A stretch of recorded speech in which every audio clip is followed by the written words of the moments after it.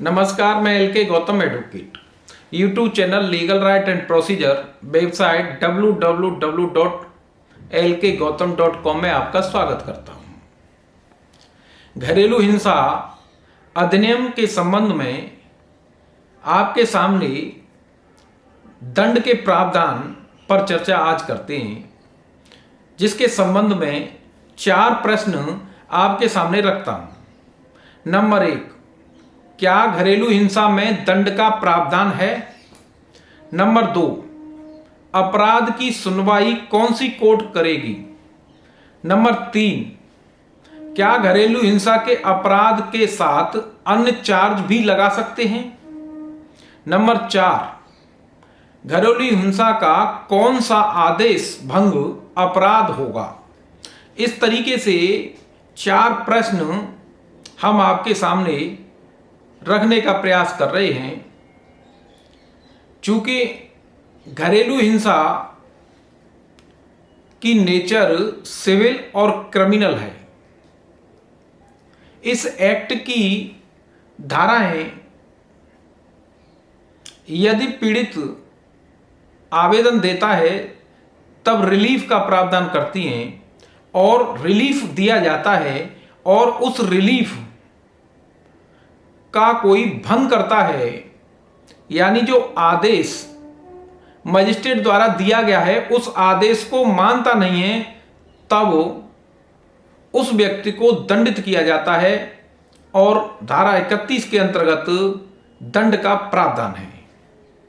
अब प्रश्न प्रथम पर चर्चा करते हैं।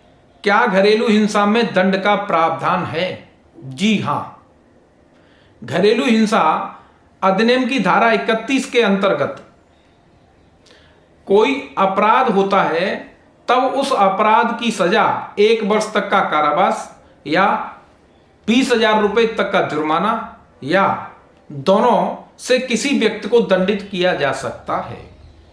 दूसरा प्रश्न, अपराध की सुनवाई कौन सी कोर्ट करेगी?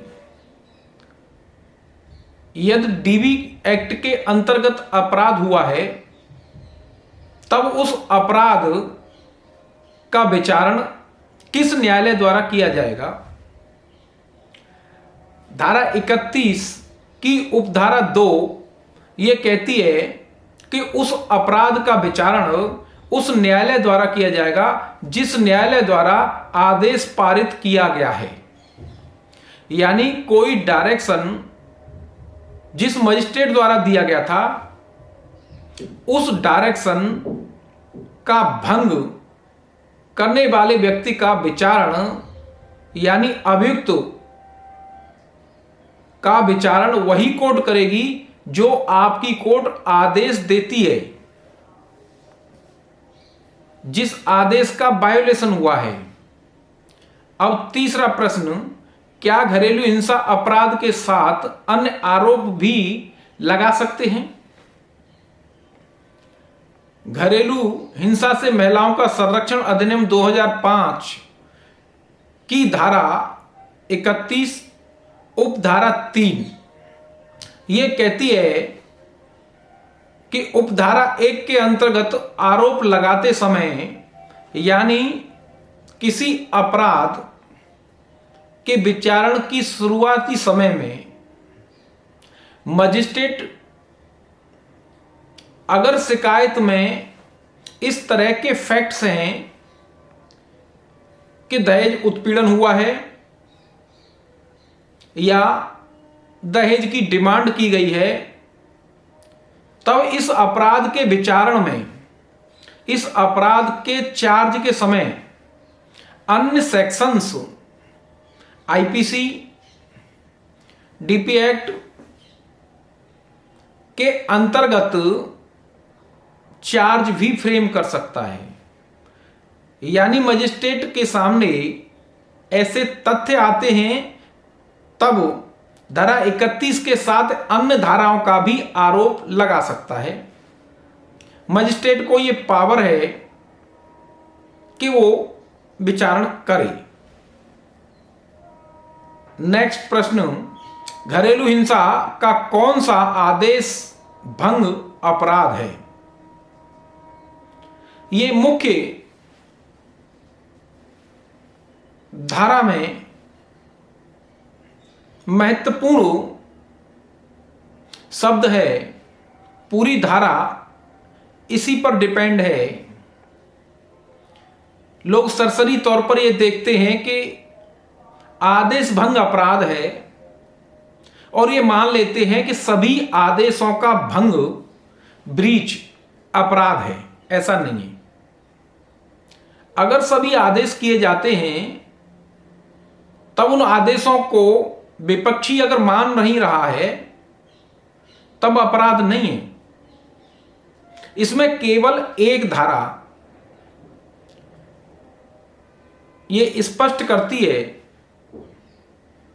कि संरक्षण आदेश या किसी अंतरिम संरक्षण आदेश का भंग किया गया है तब वो अपराध है। संरक्षण आदेश से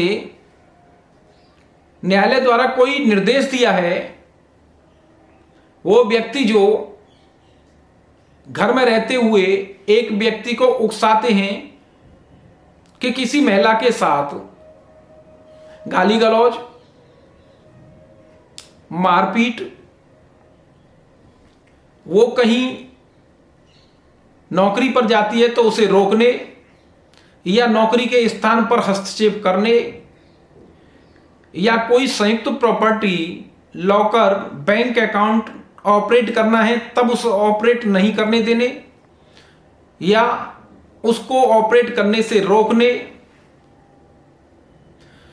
अगर उस महिला को कोई बचा रहा है या सहयोग करता है तब उसके साथ हिंसा कारित करने। इस तरीके से प्रोटेक्शन ऑर्डर दिया जाता है और उस प्रोटेक्शन ऑर्डर के बाद वो विपक्षी जो घरेलू हिंसा कर रहे हैं वो उस ऑर्डर को नहीं मानते हैं। उस ऑर्डर के होने के बावजूद भी उस पीड़ित के साथ उसी तरह का व्यवहार करते हैं, वही कार्य करते हैं जो पहले किए जा रहे थे, जिनकी आदेश में मनाही की गई है, लेकिन वो मानते नहीं हैं और घरेलू हिंसा कारित करते हैं।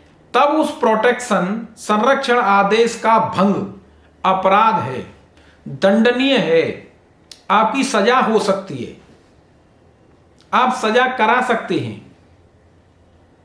लेकिन प्रायतः लोग ये समझ लेते हैं कि धारा 20, 21, 22 अन्य धाराओं का भंग भी अपराध है। यहां यह विशेष रूप से ध्यान देने की बात है कि धारा 18 को छोड़ करके अन्य धाराओं का भंग अपराध नहीं है। इस तरीके से हमने आपके सामने घरेलू हिंसा के अपराध का स्पष्टीकरण किया। इस संबंध में केस लॉ सुनीस बनाम स्टेट ऑफ केरला के मामले में केरला हाईकोर्ट ने यह कहा कि धारा 18 का उल्लंघन दंडनीय है, धारा 20 के आदेश भंग अपराध नहीं है। यानी केरला हाईकोर्ट ने स्पष्ट कर दिया, उसमें कई हाई कोर्ट्स इलाहाबाद, मध्य प्रदेश की नजीर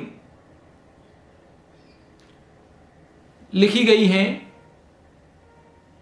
और बताया है काफी डिस्कस करने के बाद कि धारा 18 के आदेश को न मानना अपराध है। कोई मेंटेनेंस ऑर्डर, कोई रुपए का ऑर्डर कोई किया गया है, कोई पैसा देने का आदेश विपक्षी को किया गया है, तब उस आदेश का भंग यानी उस आदेश को न मानना अपराध नहीं है।